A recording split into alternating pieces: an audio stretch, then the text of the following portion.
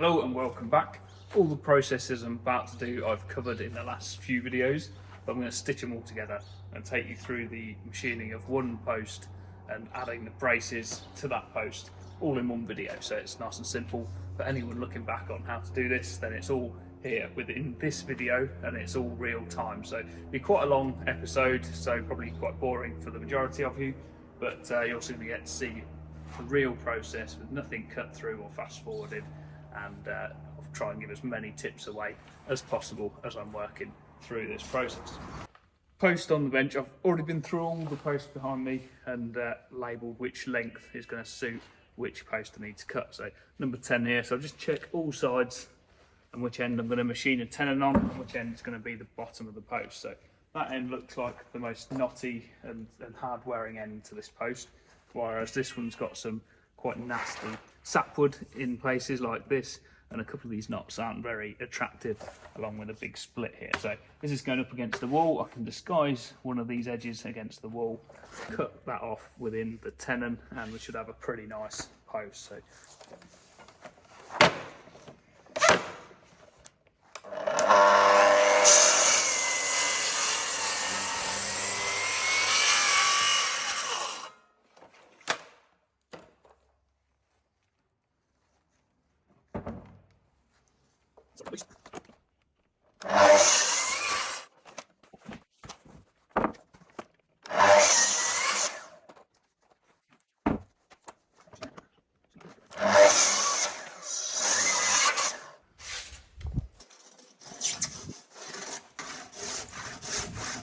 I was using the recip saw to do these cuts, but they're just so animalistic.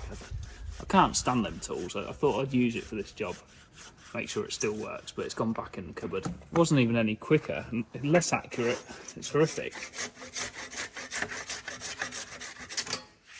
I just need to check which side of this is going to be my face. Quite a nasty split there. I think one of them edges is going to have to go against the wall.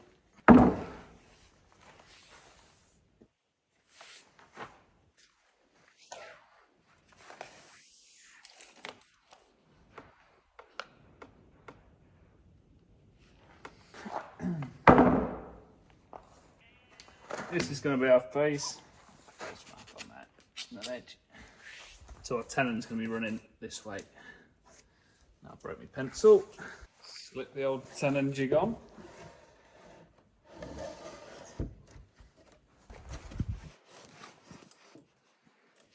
Slip him in there.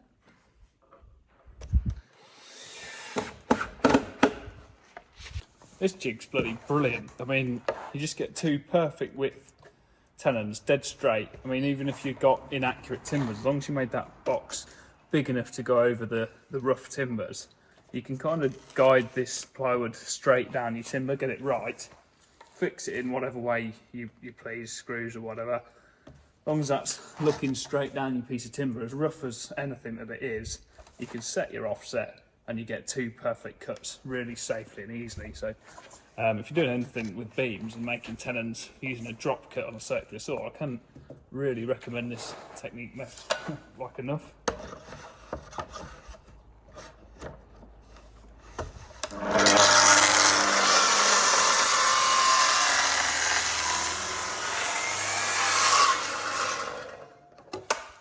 I don't know how many minutes into this we are, but feels like maybe 10 minutes into this video and you've already cut the grooves of a tenon with no marking out. It's pretty good.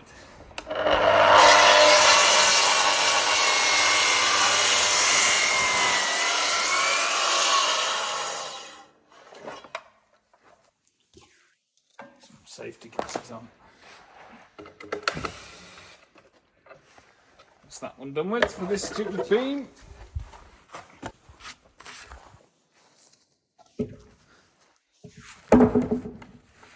Back onto my face. And because this beam has got a nasty split where my next one is going to be referencing on, I'm just going to mark out the first shoulder down this nice face that's nice and straight. So mark out my 100mm tenon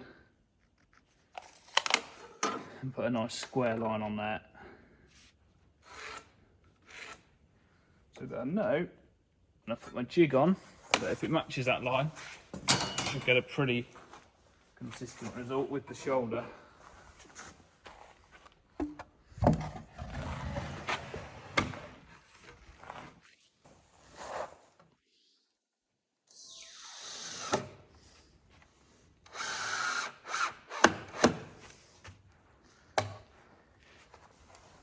Just clamp the side. Just wants a little shim in the back of the jig to offset that. It's not far off, but just to get it sitting. Look at that, that's beautiful.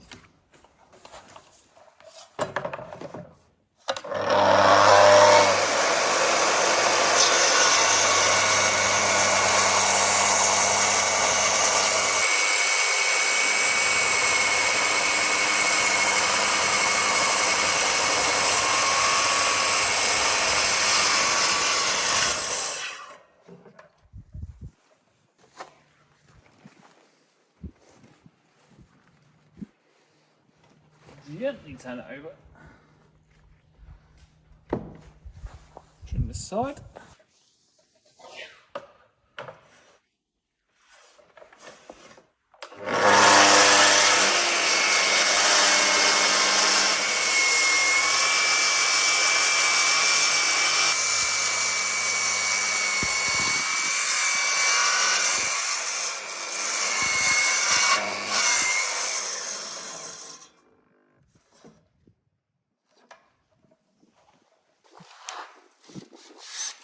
That's a screw.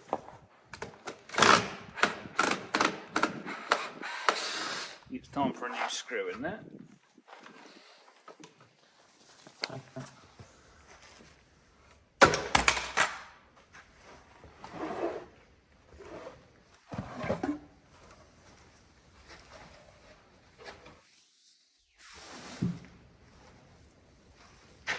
Them shoulders look pretty good. It's a slight tipping away. You're going to get some of it with that saw because of just the inaccuracies of a saw on a track. But the important bit is this edge here. We can undercut the shoulders nicely in a little bit. Because those cuts can't be deep enough due to the thickness of the plywood, I've got to put the FSK back on. Set it to 77. My depth of the shoulder cut. Just come in a little bit from that line.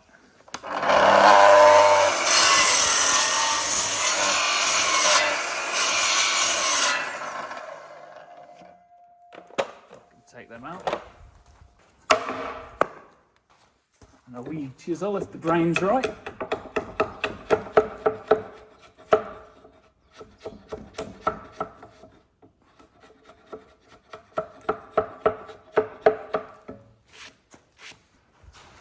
Check the square along that shoulder. Not too bad. About half a mil out. So we'll just square him up a little touch. Half a mil.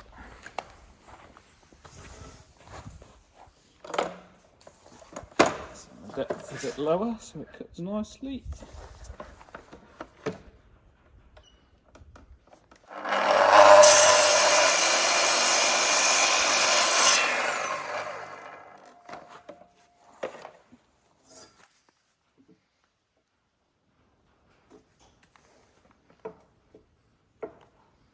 Look at that. Too much.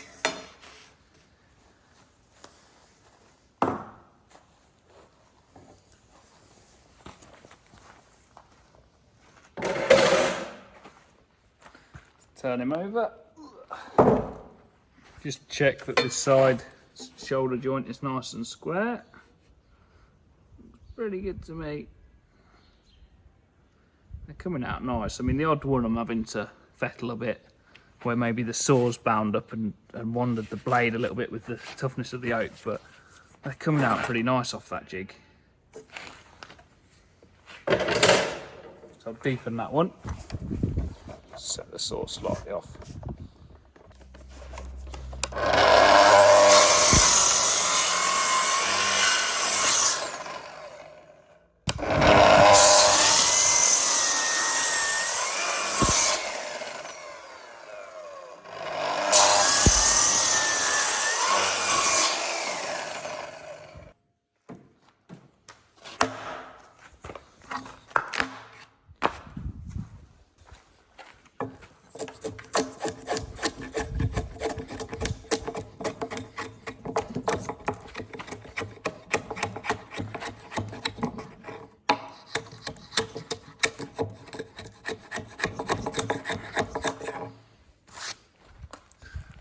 gone off shot.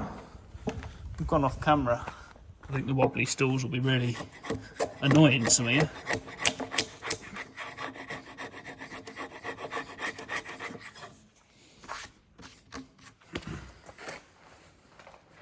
What I've been doing then is using the framing square and a knife, so just a normal standing knife, bring those shoulders across so they line up with the square, and a very, very light line using the square to guide it, and keep getting that line progressively stronger so that the knife then begins to follow the previous line and you don't cut like a random scoring mark. And this one is actually against the wall, so I'm not taking a setback off this tenon. This tenon is remaining at this width, flush with this face. So I've just got to mark them shoulders down. So I don't actually need to cut these shoulders back. What I'm going to do is run a router along with a very slight undercut on the bit, and then I'll just chisel that down flush to this tenon. So I can turn this one over.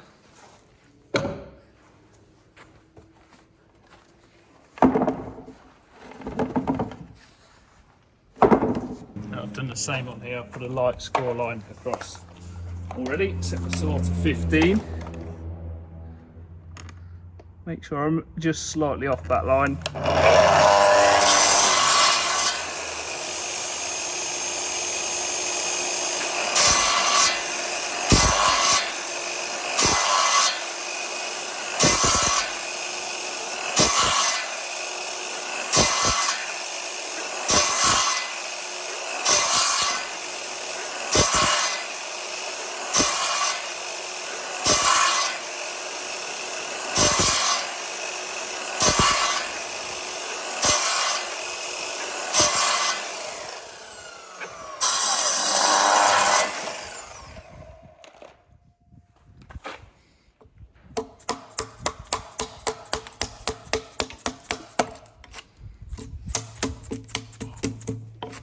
And just use the slick, because why not?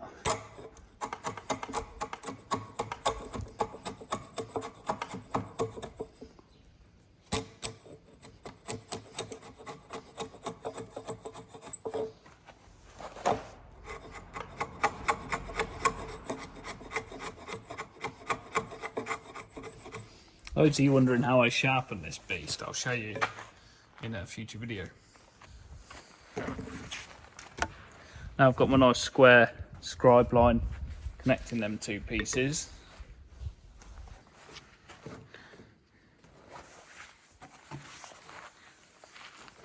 Let's see on this beast.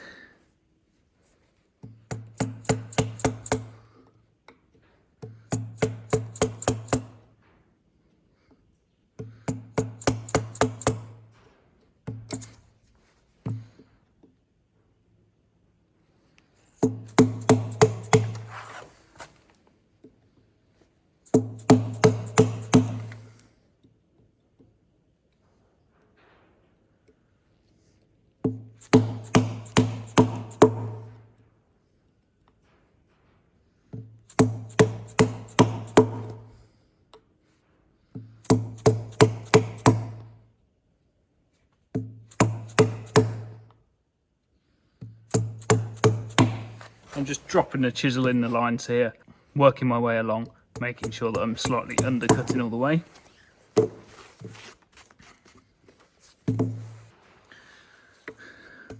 Just clean the end of the tenon up there.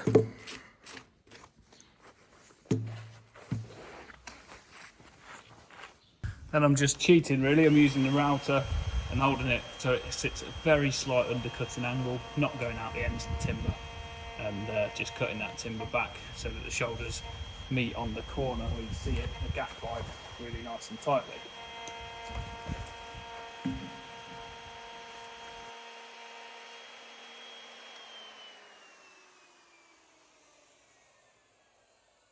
Gives me a nice little step to work to.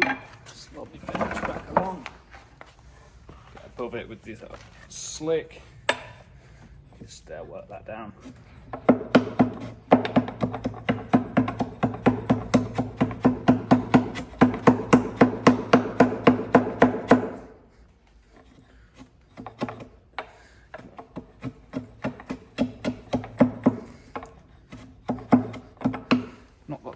right here, too far back. Left myself a little bit too much to take off with like pairing by a slick, so just take them down with a chisel.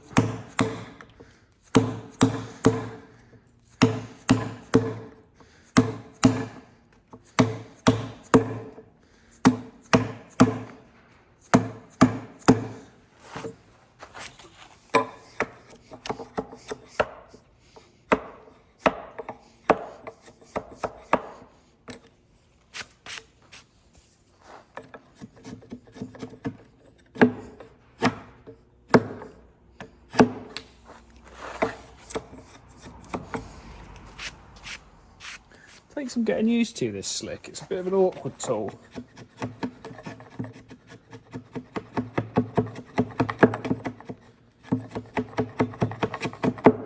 Slice my leg open. It's great for like, I took them edges off that tenon, just keeps everything dead flat and you can pare the nicest little bit off. I think you've got to be in the right position for it. You've got to have a nice sturdy bench and be right behind the chisel to get the most out of it. And do the same on the other side.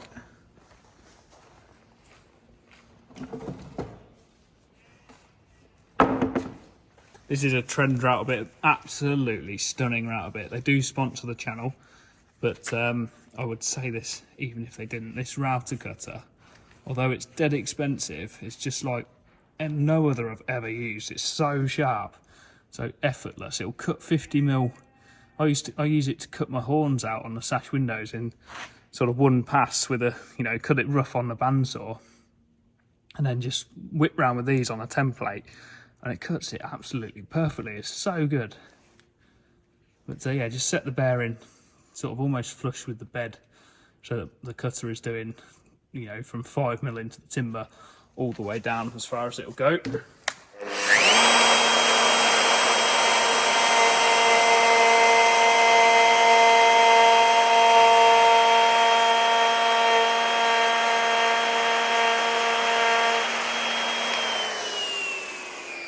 You can probably hear from the way that it's cutting there how good that bit is.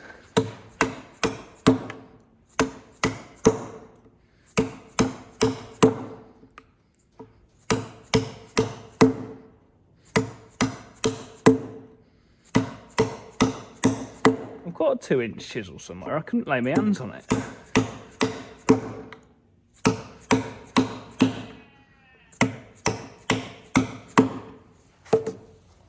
Got to that stage in life where like I'm losing stuff.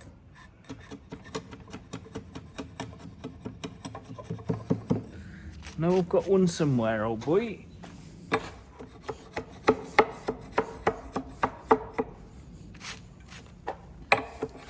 I'm definitely now talking to myself in the shed. I mean, anyone that walks past and doesn't see the camera is going to think, what a weirdo. Oh, how are we looking? Is she a mile out? Not great. Let's have a look. I've made a test piece here, but I don't think it fits without a tenon both sides. Fuck. Without a setback both sides. Oh well.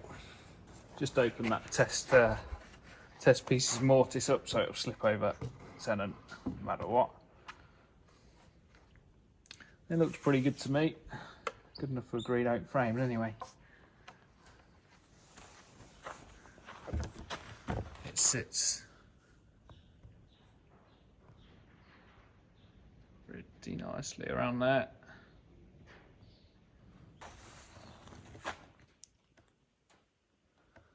It's looking pretty good. Quick check with the square. It's absolutely bang on, so that one's good to go.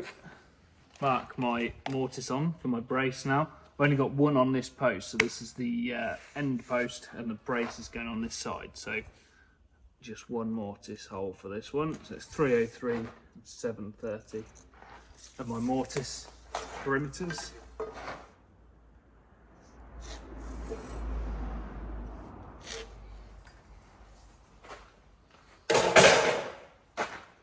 This is my face, so I'm making sure that I work with all of the mortises and tenons off of the faces of the timbers, and then my mortise alignment should always be good from the side that you're going to see it from the most.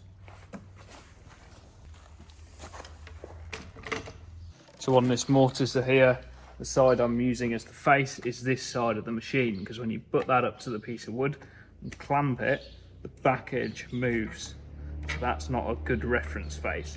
This side is fixed to where the chain mortise is, and it's the best place to reference from. Slip my really important packing piece in here that sets the width of my tenon. Sliding down to my mark.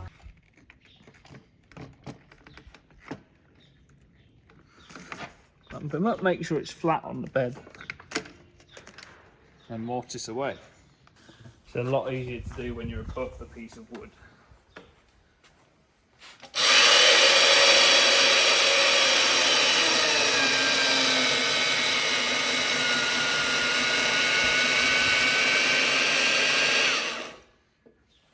When it's in the vertical position, I'm stopping 15mm off of this stop.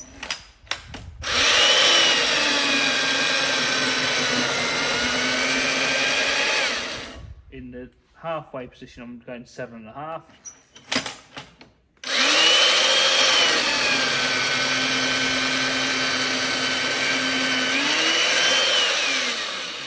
In that position there, going full depth, and that should give me a fairly even bottom to the mortise.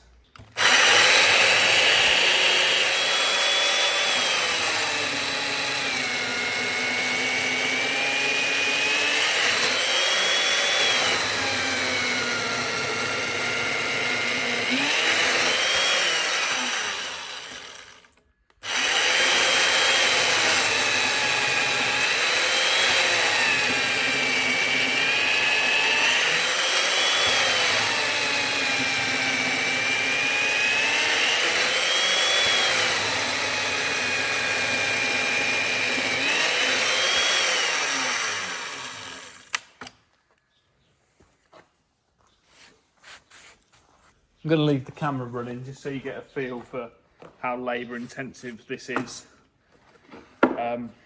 Cutscenes are great, but then when you actually, if you came to price up a job like this, you wanted an idea on how long it's going to take to mortise a post out, and a video like this will hopefully help you out rather than misguide you into how easy it might be.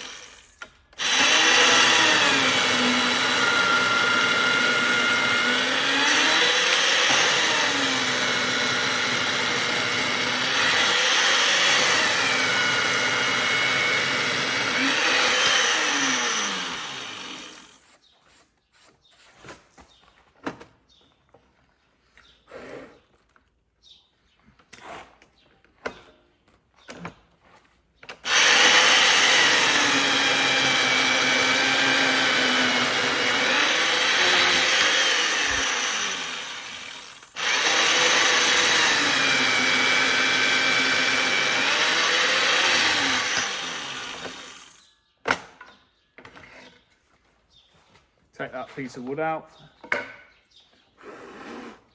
slide the machine over, and then slip it into the face side.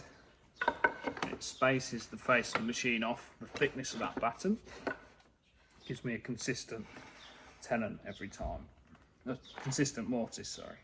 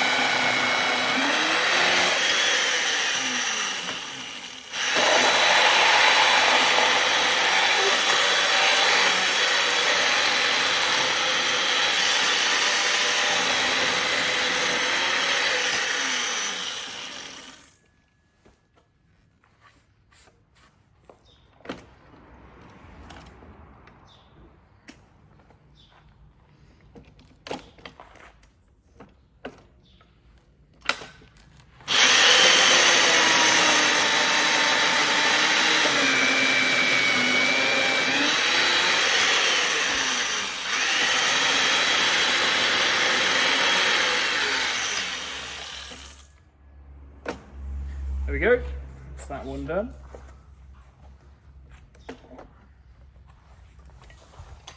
Lost all my audience now by one person. Ray Driver.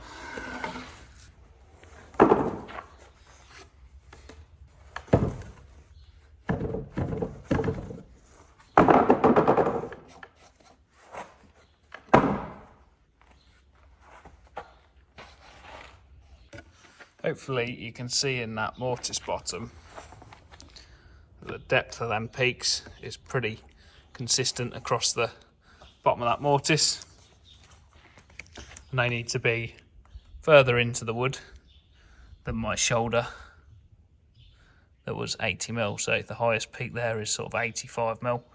That's perfect. Just give the sides a bit of a tidy up with the slick.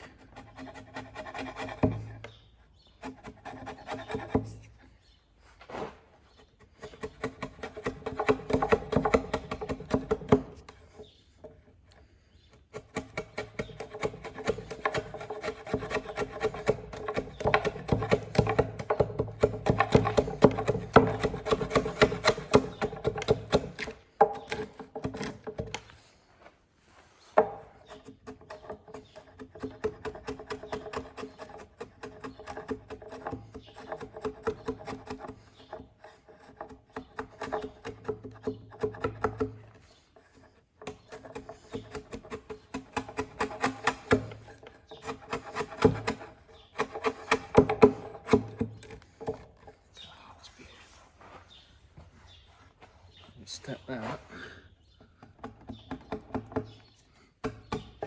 Way up, we've gone miles off. Let's get above it. Let's get on top of the job.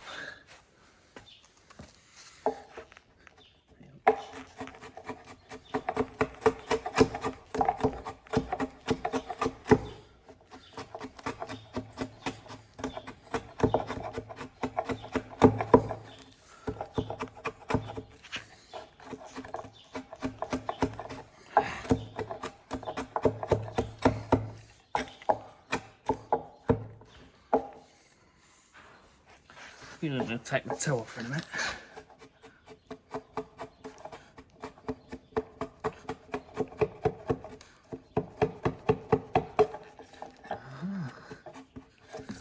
Naughty beast.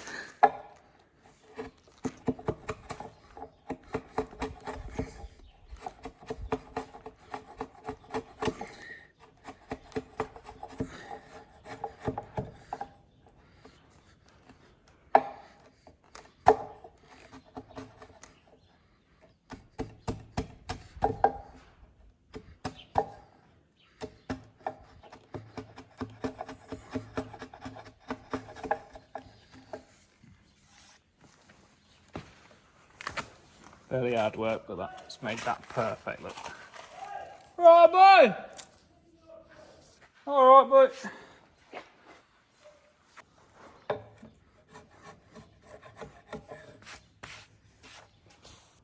Then we should be able to take a brace off the pile. Any one. Slot it straight in there. Need to move some of that sawdust out the bottom.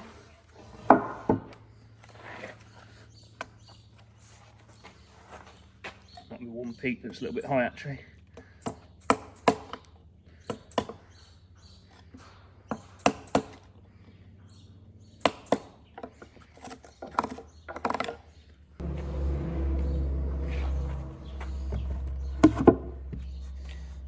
Beautiful, look at that. You can't really ask for more than that.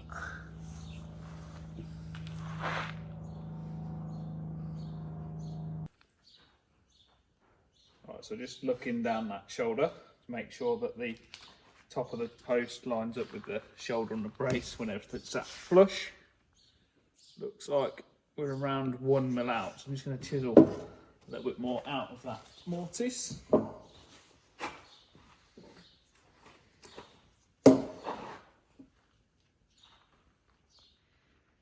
Zoom in on this one.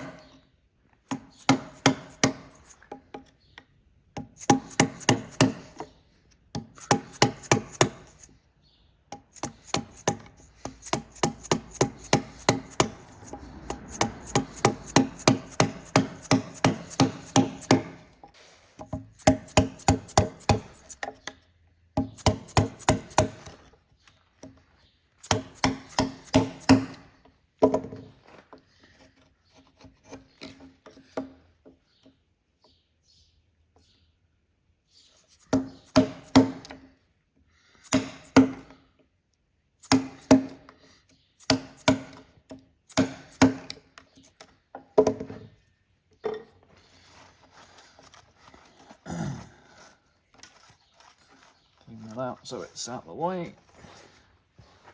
Back in.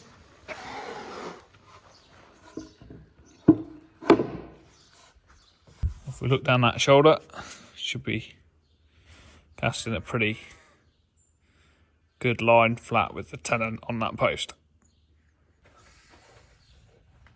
Now I need to drill them dowel holes using the little jig to get nice square drilling holes. I can mark down the measurement to my bottom hole.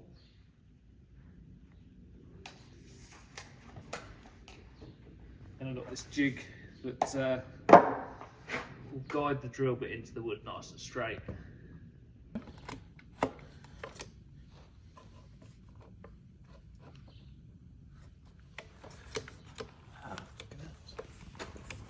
few people commented on the video where I did these drill holes that the drill bit wouldn't go deep enough, the jig wouldn't make much difference.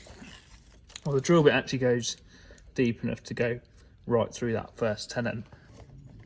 So once this drill bit starts off on its path, from kind of that point there onwards, there's no real adjusting its direction of its cut.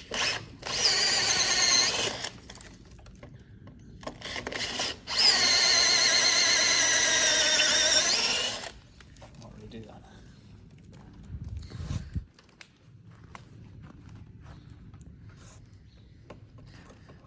So this drilling jig is just guiding the drill bit in nice and square to this face of the wood. And once the drill bit started its cut, I've drilled about halfway through that there. You're never going to get that drill bit to alter its direction of cut. Once them sides are flush in the bore of the hole, it's going to remain true to that position. These ones are spaced apart at the appropriate spacings.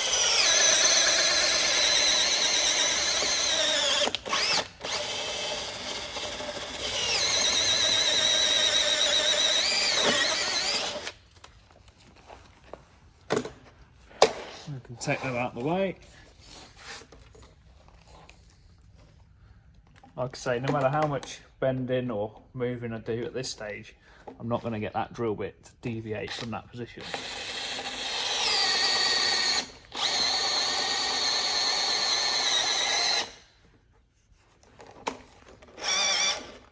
I'm just feeling for it to come out the other side, just a tiny little bit, as little as possible.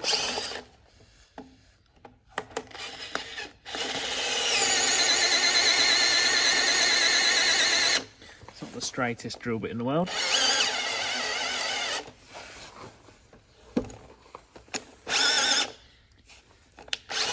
It's not the end of the world if you keep drilling and it goes all the way through and spins.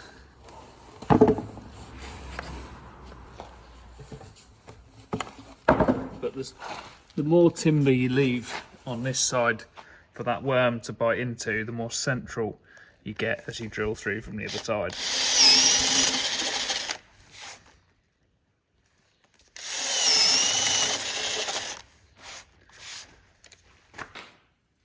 Let's get that brace back in place. We can mark these positions for the drawbores. So I've got the drill set to backwards, spin it backwards and just push it into the brace and like tenon, spin it a couple of times.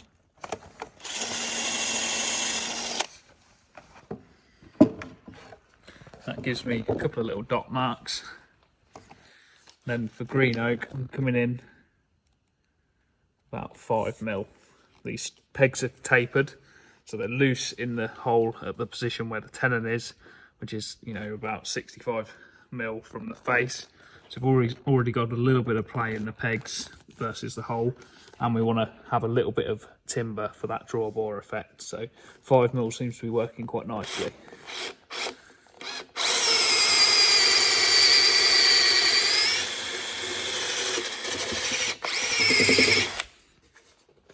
I'm not too bothered about drilling all the way through from one side on these because it's inside the joint.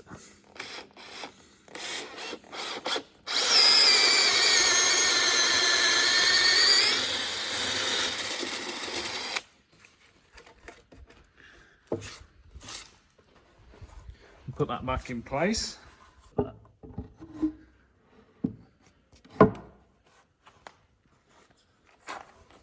you can just put them pegs in. Give it a little test, that's perfect.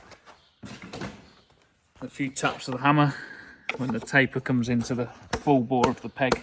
That'll be lovely and tight, but not too tight. If you go too much, you tend to split the edges of the tenon out or split the piece of wood and it loses all its effect. It's absolutely perfect. It's beautiful. Okay, so there we go. That's this one done, another one done. I'll mark these up now with some chisel marks, either Roman numerals or use some, I've got a red crayon that marks up quite well. It doesn't get rubbed off or isn't confusing. Tick it off on my job sheet, say it's done, and then crack on with the next one. So I hope you've enjoyed this video. Don't forget to hit the like button and subscribe if you haven't already for more woodworking and a little bit of farming content.